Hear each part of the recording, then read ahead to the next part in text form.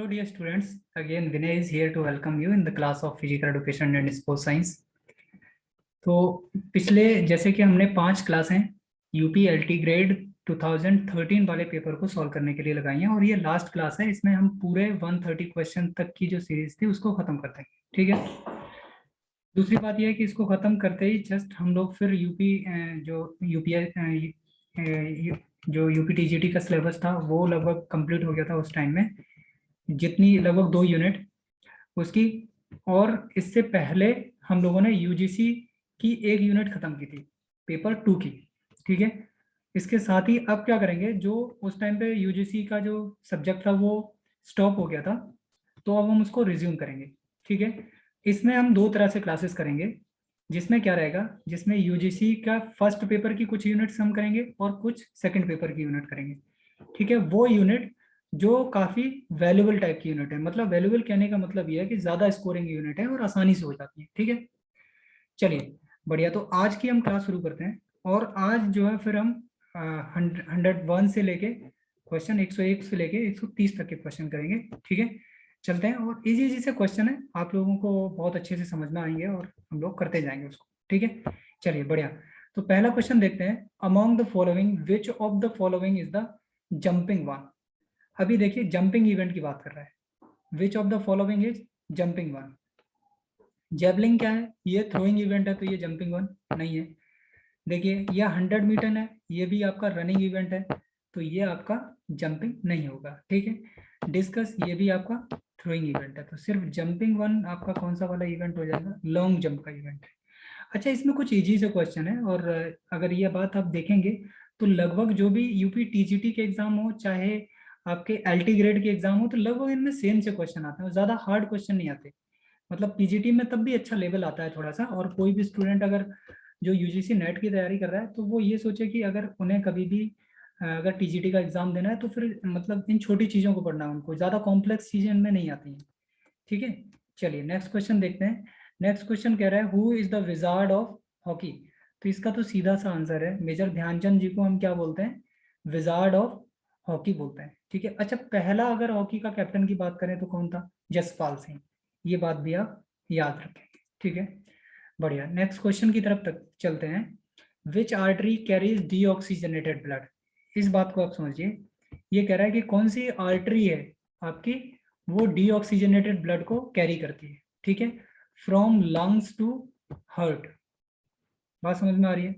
चलिए बढ़िया, अभी देखिए मेन अगर देखा जाए तो आर्टरी का काम क्या होता है। आर्टरी बेसिकली क्या करती है, आपकी ऑक्सीजनेटेड ब्लड को लंग्स से लेके सॉरी हार्ट से लेके आपके जो पूरा शरीर है उसमें ब्रांचिफिकेशन करती है, और पूरे शरीर में आपके में ब्लड सप्लाई होता है oxygenated, right.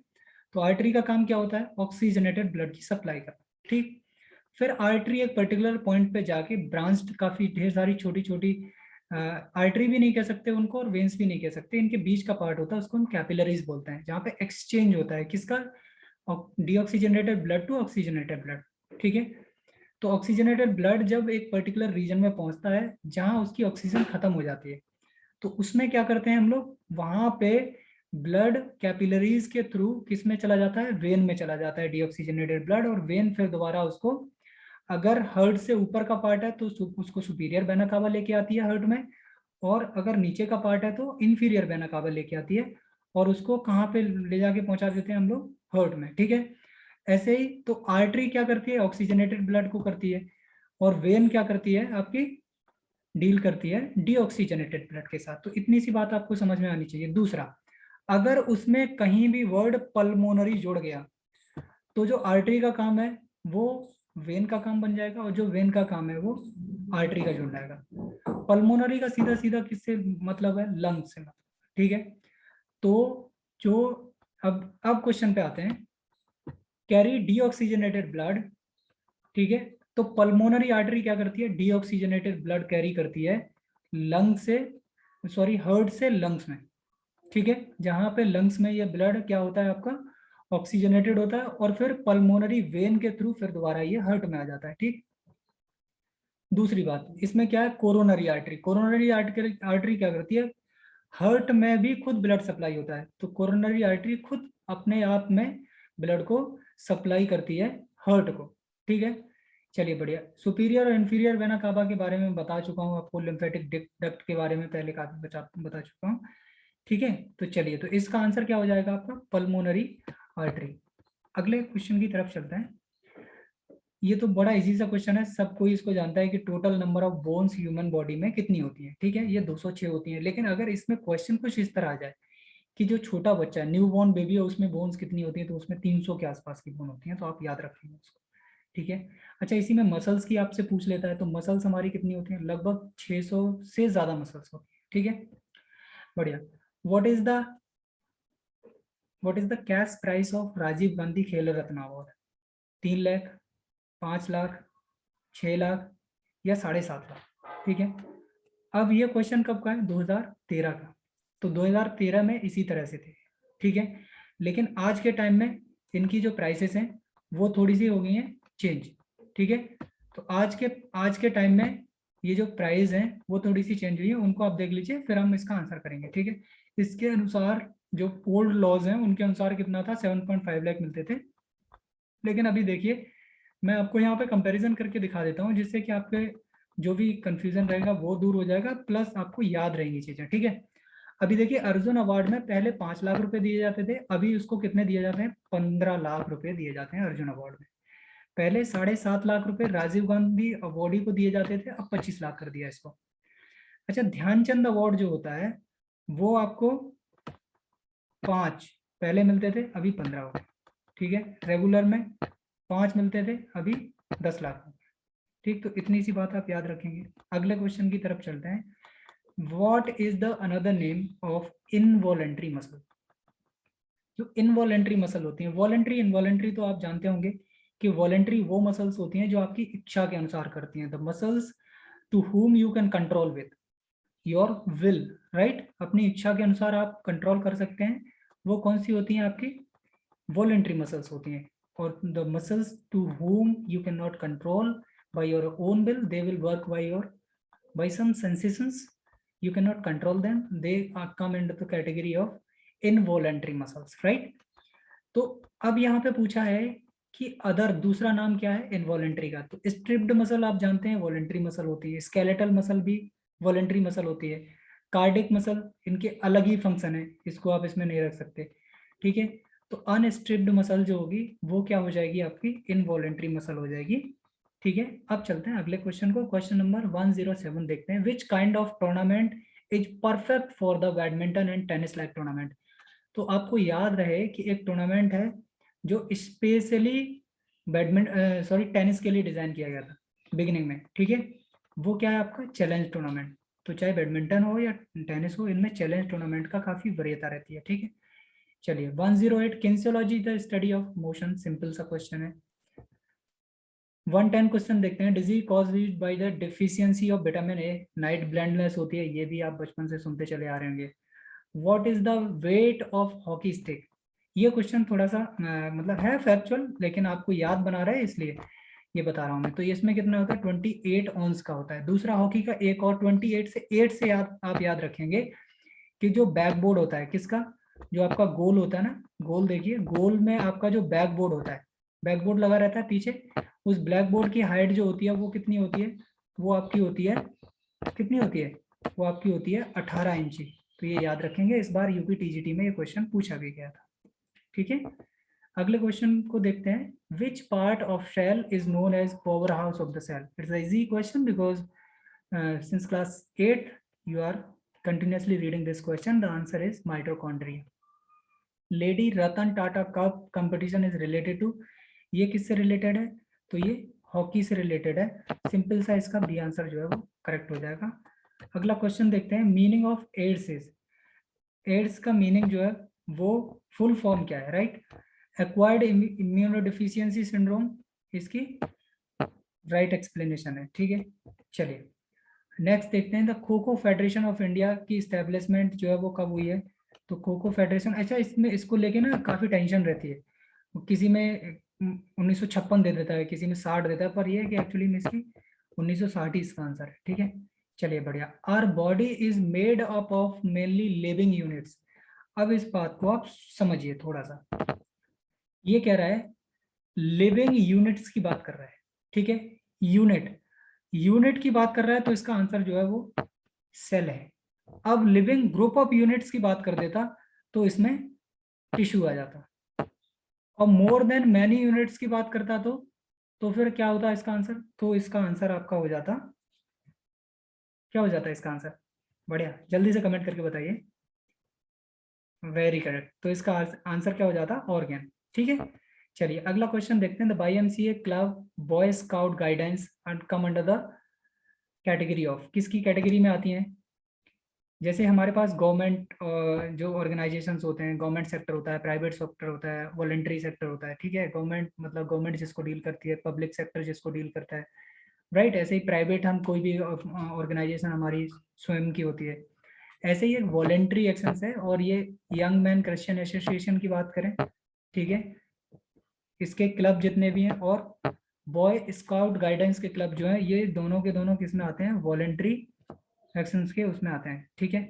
Total muscles found in human body, human की बॉडी में टोटल मसल जो होती हैं वो कितनी होती हैं? तो अभी मैंने बताया था आपको 600 से ज्यादा मसल्स जो है वो ह्यूमन बॉडी में पाई जाती हैं। अभी आगे देखते हैं, recreation providing the agencies are of, कितने टाइप की होती है? 4 टाइप की एजेंसी होती है रिक्रिएशन की। Blood is which type of tissue, blood जो है वो किस टाइप का टिश्यूज है? तो हमारे बॉडी में कई एक टाइप के टिश्यूज होते हैं, उनमें से ब्लड एक टिश्यू है, ठीक है, जिसको हम क्या बोलते हैं? कनेक्टिव टिश्यूज बोलते हैं। और कनेक्टिव टिश्यूज नहीं आंसर है, अगर लिक्विड कनेक्टिव टिश्यू दिया हुआ आंसर तो भी आपका आंसर क्या टिक करेंगे? फिर आप कनेक्टिव टिश्यू आप टिक नहीं करेंगे। अगर लिक्विड कनेक्टिव टिश्यू दिया है तो आपको आंसर टिक करना पड़ेगा liquid connective tissue. In that case if is asking that particularly for the liquid connective tissue, you have to take the answer liquid connective tissue, right? Now we will move for next option, that the main respiratory organ is, respiratory का main organ क्या है? तो सबसे बड़ा main organ किसको मानते हैं, जो सबसे ज्यादा काम करता है किसी सिस्टम में? तो यहाँ पे क्या हो जाएगा आपका? लंग, रेस्पिरेशन में। ऐसे ही सर्कुलेटरी सिस्टम में मेन ऑर्गन क्या हो जाएगा आपका? हार्ट हो जाएगा, ठीक है। अगर वॉइस सिस्टम की बात करी जाए, वॉइस क्रिएशन की बात करी जाए, तो लायरनेक्स, जिसको वॉइस बॉक्स भी बोला जाता है। स्मेलिंग सिस्टम की बात करी जाए तो आपकी नोज हो जाएगी, ठीक है। तो इसका आंसर क्या हो जाएगा? लंग। Tennis serve in which game, tennis serve जो है वो किस गेम में की जाती है? तो वॉलीबॉल इसका राइट आंसर है, ठीक है। अब इसे देखते हैं types of volleyball services. Volleyball में सर्विसेज जो होती हैं वो कितने टाइप की होती हैं? ओवरहैंड सर्विस, सही बात है, ओवरहैंड सर्विस होती है, ठीक है। वॉलीबॉल में हम लोग काफी फेमस है ओवरहैंड सर्विस, ठीक है। अंडरहैंड सर्विस भी हम लोग करते हैं, बिगिनर्स के लिए देते हैं ये। टॉप स्पिन हम लोग करते हैं, ठीक है, और जंप सर्विस भी की जाती है। तो इसमें क्या हो जाएगा? ऑल 1 2 3 4 5 सारे आंसर जो है वो करेक्ट है। In which joint bone can rotate 360 degree, 360 degree bone जो है वो किस सॉकेट, वो किस जॉइंट पे रोटेट कर सकती है? अभी देखिए, सैडल जॉइंट आपका कहाँ पाया जाता है? आपका पाया जाता है अंगूठे में, वो 60 डिग्री नहीं घूमता। पाइवोट जॉइंट, आपकी गर्दन भी नहीं घूम सकती। हिंज जॉइंट, आपकी जो एल्बो है, एल्बो पे जो मूवमेंट है वो 360 डिग्री नहीं कर सकते। बॉल एंड सॉकेट जॉइंट, जहां हम पूरा सर्कुलर रोटेशन में अपने हाथों को घुमा सकते हैं 360 डिग्री। तो आंसर इसका ये हो जाएगा। Main state organ of taste is, taste का मेन ऑर्गन जो वो क्या होगी? टंग हो जाएगी आपकी, ठीक है। How many time of permanent teeth are there, तो परमानेंट टीथ कितने होते हैं आपके? देखिए, आप अच्छे से देखिए, तो परमानेंट टीथ कितने होते हैं? 4 होते हैं, ठीक है। कैनाइन वगैरह जितने भी होते हैं, कृंतक, छेदक, रदनक, ठीक है, चवर्डक और अब्रचवर्डक, ठीक है, बढ़िया। Which of the which is the mechanism of year, year की मैकेनिज्म क्या है? इस क्वेश्चन को लगाइए आप, मैं आपको 10 सेकंड देता हूँ, क्योंकि ये अच्छा क्वेश्चन है और हो सकता है कि आप इसको लगाएं, बहुत अच्छे से लगाएं, ठीक है। 10 सेकंड के बाद हम लोग इसका आंसर जो है वो अच्छे तरह से देखेंगे। Which is the mechanism of year, year का जो मैकेनिज्म है, ईयर मतलब किस तरह से कान जो है आपके काम करते हैं, उसके बारे में बात हो रही है, ठीक है। चलिए बढ़िया, जल्दी करिए, आंसर आप करें इसका फटाफट। चलिए, तो इसका आंसर क्या हो जाएगा? देखिए, हियरिंग का काम, सुनने का काम करते हैं कान, सही है आंसर। और कान जो आपकी हियरिंग है उससे आप बैलेंस भी अच्छी तरह से बना सकते हैं, ठीक। तो बैलेंसिंग का भी काम करता है। दूसरा, आपका सुनने का भी काम करता है। तो आंसर क्या हो जाएगा इसका? डी आंसर जो है वो करेक्ट हो जाएगा। RBC are formed, red blood cell कहाँ पे फॉर्म होती है? पूरा ब्लड की ही फॉर्मेशन आपकी जो बोन मैरो में होती है। बोन मैरो कितने टाइप के होते हैं? 2 टाइप के होते हैं, रेड बोन मैरो और येलो बोन मैरो। अब आपको कमेंट में ये बताना है मुझे रेड बोन मैरो का क्या काम है और येलो बोन मैरो का क्या काम है। ठीक है, बढ़िया। Next question is the Indian won how many medals in Incheon Asian game. Incheon Asian games जो हुए थे उसमें इंडिया को कितने मेडल मिले थे? तो ये फैक्चुअल क्वेश्चन है। 57 मेडल्स हमें वहां मिले थे। Which country won Uber cup 2014 में? उबेर कप जो है वो किसने जीता था? अच्छा, ये 2 कप हैं, बड़ा इंपॉर्टेंट है, इनको आप देख लें। एक तो होता है आपका थॉमस कप और दूसरा होता है उबेर कप। तो थॉमस में टी पहले आता है, उबेर यू बाद में आता है, ऐसे आप याद रख सकते हैं। तो थॉमस कप जो होता है वो मेंस बैडमिंटन में होता है और उबर कप किस में होता है? वीमेंस बैडमिंटन में। ठीक है, तो इतनी सी बात आप याद रखेंगे। और आज हमारे जो हमने अल्टीग्रेड 2013 वाला जो पेपर कर रहे थे वो पेपर आज जो है वो कंप्लीट हो गया हमारा। ठीक है, तो आज की क्लास हम लोग खत्म करते हैं, मिलते हैं अगली क्लास में, तब तक के लिए नमस्ते।